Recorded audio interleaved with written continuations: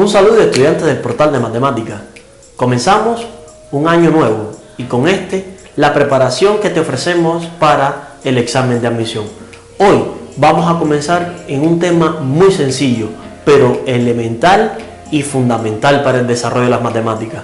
Hoy veremos dominios numéricos. Ya comenzamos.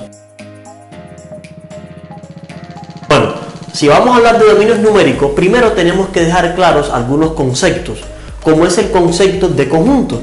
¿Qué cosa es un conjunto? Un conjunto no es más que la reunión o agrupación de elementos que tienen características comunes, pero que se diferencian entre sí. Ahora, algo importante, los conjuntos se denotan con letras mayúsculas. Por ejemplo, podemos decir un conjunto A, que está formado por las vocales, y podemos ponerlo de esta forma. Fíjense que ponemos conjunto A, que es la letra A en mayúscula, y dentro de llaves ponemos que son las vocales. Esto que estamos poniendo acá simplemente es la propiedad que está cumpliendo ese conjunto. Lo podríamos poner así, enunciando la propiedad. O también podríamos decir el conjunto A y ponerlo enunciando los elementos que lo componen. Estamos hablando de A, E, I, O y U. Y de esta forma estamos enumerando los elementos que componen a este conjunto. Claro, esto es eficiente o se puede hacer siempre y cuando el conjunto sea finito, o sea que podamos contar la cantidad de elementos. Pero cuando es un conjunto infinito es preferible declararlo a partir de sus propiedades. Algo que quiero hacer énfasis acá: los conjuntos están compuestos por elementos. Estamos diciendo de que A es un elemento, I es otro elemento, O es otro elemento, E es otro elemento y U es otro elemento. O sea que el conjunto A tiene una cardinalidad de 5 elementos. O sea, estamos diciendo que tiene 5 elementos en total. Ahora, ¿por qué hago énfasis en estos elementos? Porque entre los elementos y el conjunto existe una relación que se llama la relación de pertenencia. Y para ello vamos a comenzar utilizando el siguiente símbolo. Estamos hablando del símbolo de pertenece y el símbolo de no pertenece. El símbolo de pertenece es el siguiente, se coloca así. Este símbolo significa que está aquí adentro, ya, pertenece. Y el otro símbolo, el de no pertenece, es el mismo, pero se pone con una tachado. O sea, eso significa no pertenece y el símbolo este significa pertenece. Quiero hacer énfasis en algo: cuando utilizamos uno y cuando utilizamos el otro. Utilizamos el símbolo de pertenece para establecer una relación entre elementos y conjuntos, y el símbolo de no pertenece cuando el elemento no está en el conjunto, y por supuesto el que pertenece cuando el elemento está en el conjunto. Por ejemplo, vamos a hablar del elemento A. A es una vocal. A pertenece al conjunto A, sí, entonces ponemos A pertenece a mayúscula. Recuerden que la A mayúscula es el nombre del conjunto y A es el elemento que está en ese conjunto. Podemos decir, por ejemplo, otro ejemplito de un no pertenece, digamos B. B es un elemento. Veamos, B está en el conjunto A, no está. Entonces ponemos B no pertenece al conjunto A. Y esta es una forma muy sencilla de introducir lo que son los conjuntos, los elementos, cómo se escribe, dos formas de poderlo representar y la relación que se puede establecer entre elementos y conjuntos.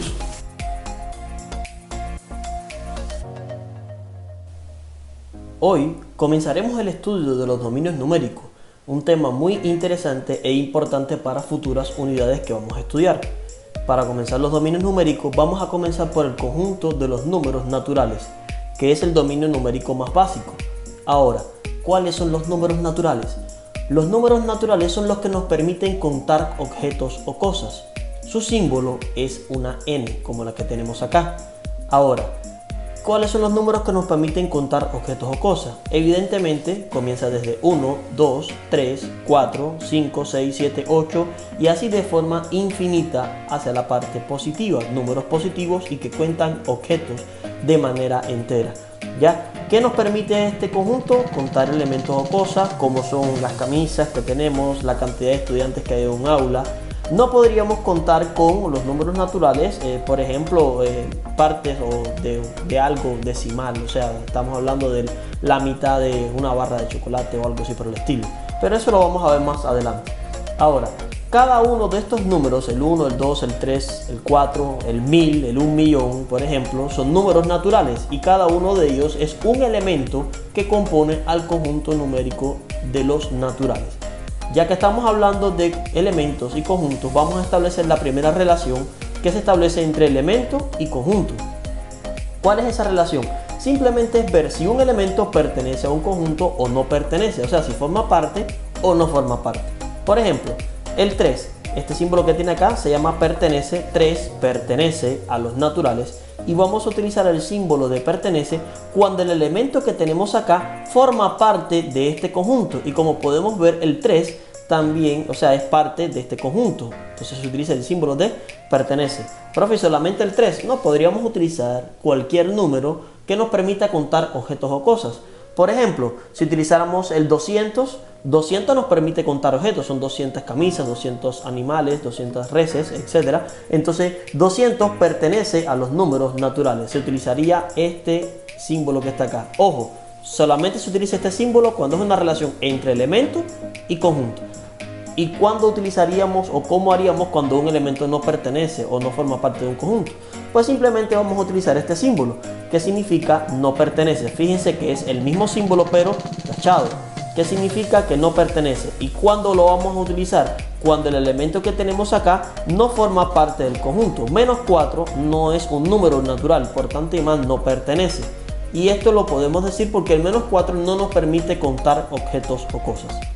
Ahora te invito a ver algunas de las operaciones básicas con los números naturales, a ver qué sucede. Por ejemplo, la suma. Si tenemos un número natural, el que vos querrás, y le sumas otro número natural, pues obtenemos otro número natural, ¿ya? Eso no hay problema, puedes poner un ejemplo, 1000 más 250 sería 1250, 500 más 230 serían 730, siempre que sumes dos números naturales obtendrás otro número natural. Veamos la sustracción o la resta. Si tenemos un número natural menos otro número natural, obtendremos un número natural. Estamos aplicando estas operaciones para obtener siempre números naturales. Vamos a ver qué pasa aquí con algunos ejemplos, a ver si se cumple. Por ejemplo, si tenemos 7 menos 4, nos queda 3. Y 3 es un número que pertenece a los naturales. No hay problema. Pero ¿qué pasaría en 4 menos 7? 4 menos 7 obtendríamos un natural. Evidentemente que no. Entonces la sustracción tiene una restricción donde sí vamos a obtener un número natural si el minuendo es mayor que el sustraendo, o sea, siempre que el primer número sea mayor que el segundo, ¿ya? En este caso que este sea el mayor o que existe un número mayor positivo y le restamos un número negativo, pues, valga la redundancia, y obtendríamos un número natural, pero en este caso no se cumple. De ahí que surgen los números enteros. ¿Cuáles son los números enteros? Los números enteros son los números naturales. Ojo, fíjense que los enteros abarcan también a los naturales, sus opuestos, o sea, tomamos los números naturales, sus opuestos y el cero. Los números enteros se representan por la letra Z. ¿Y cuáles serían los números enteros? Bueno, ya dijimos que son los números naturales, el 1, el 2, el 3, 4, 5, 6, 7, de forma infinita hacia la parte positiva. Y los opuestos, el menos 1, menos 2, menos 3, menos 4, menos 5, menos 100, menos 2000, ya, incluyendo el 0, que aquí juega el papel del elemento neutro que nos separa la parte positiva de la parte negativa, ¿ok? Entonces, veamos algunos ejemplos acá de los números enteros. Ya tenemos este ejemplo en menos 10 pertenece a los enteros, el 0 pertenece a los enteros, el 7 pertenece a los enteros. Y vamos a ver ahora una relación entre conjuntos. ¿Por qué? Porque estamos hablando de que los naturales forman parte de los enteros y los naturales es un conjunto. Vamos a ver qué relación podemos establecer entre conjuntos. Y aquí tenemos la primera relación. Los naturales, y este símbolo que está acá significa subconjunto. ¿Cuándo vamos a utilizar este símbolo? Primero, cuando es una relación entre conjuntos. Y se dice que un conjunto es subconjunto de otro cuando todos los elementos del primero también forman parte del segundo. O sea, todos los naturales también son números enteros. Entonces se dice que los naturales es un subconjunto de los enteros. Y los enteros no es subconjunto de los naturales. Este símbolo significa no subconjunto. ¿Y cuando lo utilizamos? Cuando el primer conjunto tiene elementos que no están incluidos o forman parte del segundo. Los enteros, hay números enteros que no son naturales. Por tanto, llamar los enteros no es subconjunto de los naturales. Bien, vamos a ver las operaciones ahora en los números enteros. Ya la ampliamos. Entonces, si tengo dos números enteros y los sumo, pues tendríamos un número entero. Ejemplo, menos 7 más 3. Estamos sumándolos acá, pero recuerden que en vez de sumar vamos a restar. Por la regla de los signos diferentes se resta y se pone el signo del mayor, que en este caso sería el 7, nos quedaría menos 4, ¿ya? Y menos 4 pertenece a los números enteros. No hay problema, resolvemos aquí la dificultad de la suma. Entonces, la resta. Bueno, aquí tenemos menos 4 más 6, signos diferentes se resta otra vez y nos quedaría 2, y 2 es un número entero. Profesor, pero el 2 es un número natural. Sí, pero recuerda que los números naturales forman parte de los números enteros. Entonces el 2 es natural, pero también es un número entero. Veamos el producto, la multiplicación. Si tenemos un número entero multiplicado por otro número entero, obtendríamos otro número entero. Vamos a ver si es cierto. Menos 3 por menos 4. Recuerden, regla de los signos, menos por menos, nos quedaría más, y sería 12, y 12 es un número entero. Ahora, ¿qué pasaría si dividimos dos números enteros? ¿Obtendríamos un número entero? Por ejemplo, menos 24 entre 6, recuerden, regla de los signos, menos entre más es menos, y 24 entre 6 es 4, y menos 4 es un número entero. No hay problema. Pero ¿qué pasaría acá? 5 entre 2, ¿obtendríamos un número entero? Entonces, este dominio numérico de los números enteros tiene una restricción para la división. Se va a obtener un número entero si este número es un múltiplo del denominador, ¿ya? Entonces, porque tendríamos un número entero como tal. Pero aquí, el 5 no es un múltiplo de 2 y no obtendríamos un número entero. Entonces es necesario tener a la mano otro dominio numérico que nos resuelva esta problemática. Y ahí entran a jugar, porque esto no es un número entero, entra a jugar los números racionales. Los números racionales se representan por la letra Q. ¿Y cuáles son los números racionales?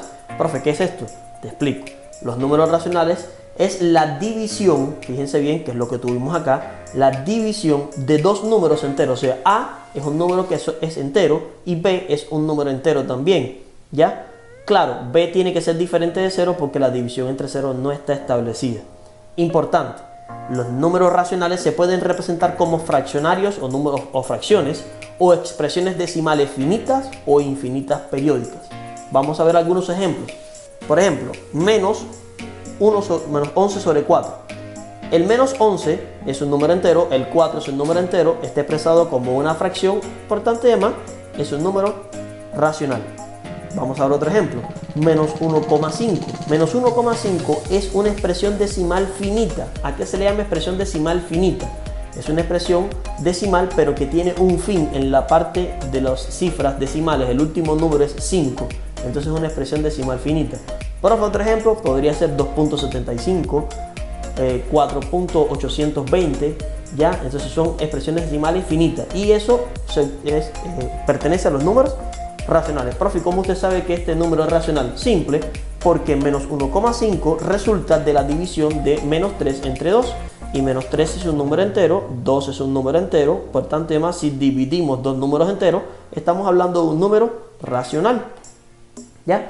Veamos ahora este 2.3 periodo. Esta rayuela aquí arriba del 3 significa periodo. ¿Y qué significa? Que después de este 3 siguen infinitos 3. Esto es una expresión decimal infinita periódica. ¿Por qué periódica? Porque se repite la cifra en el mismo orden. 3, 3, 3, 3, 3.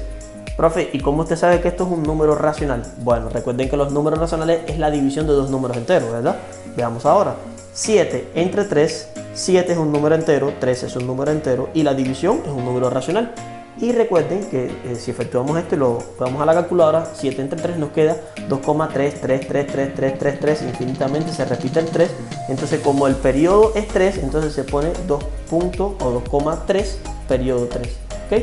Y ya tendríamos un número racional. Entonces lo podemos representar mediante fracciones, lo podemos representar mediante expresiones decimales finitas, mediante expresiones decimales infinitas periódicas, ¿ya? Serían los números racionales.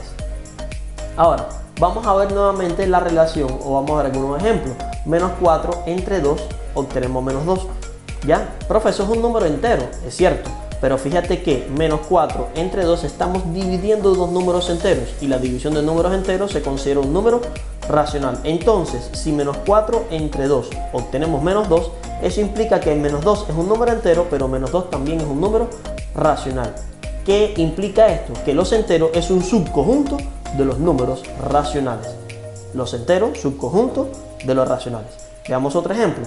Menos 20 entre menos 5. Estamos dividiendo dos números enteros. Menos 20 es un número entero, menos 5 es un número entero. Y obtenemos que es 4. Y 4 es un número natural. Es cierto.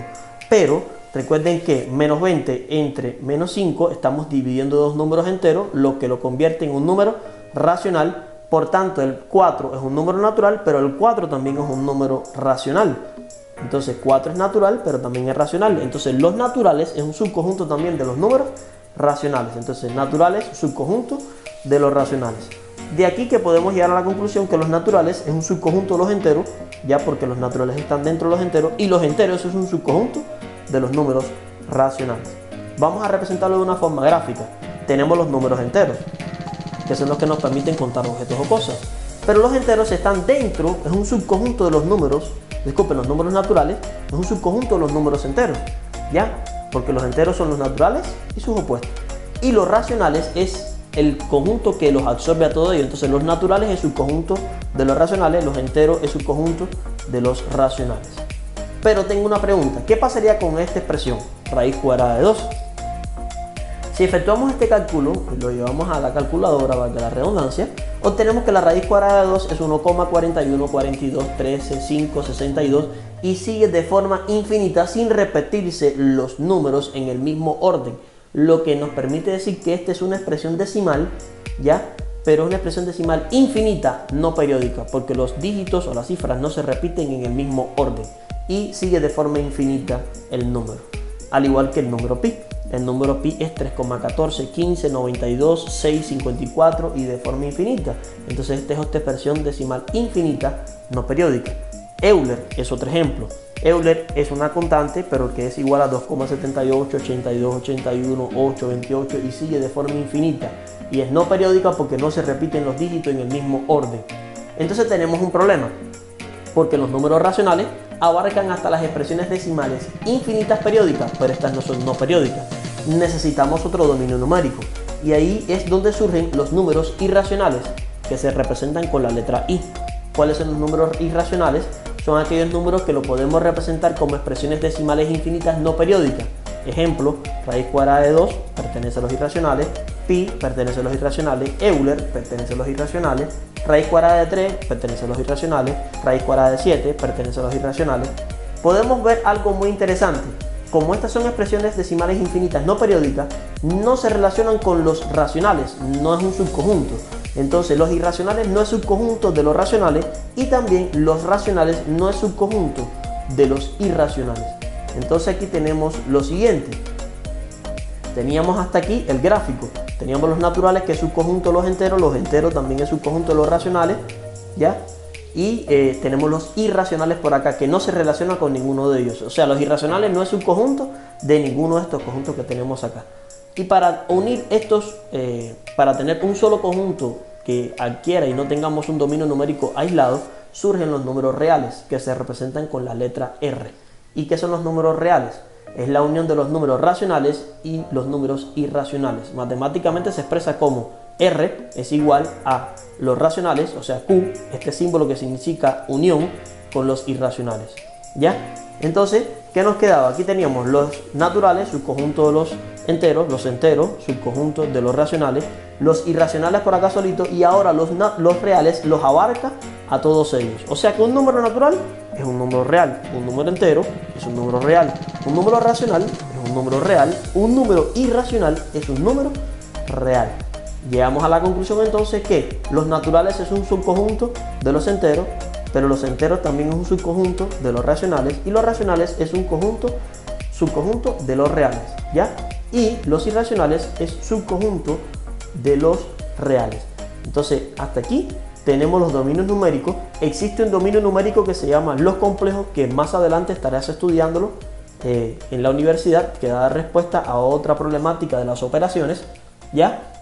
Pero estos son los dominios numéricos que vas a utilizar en futuras unidades como álgebra, funciones, etc.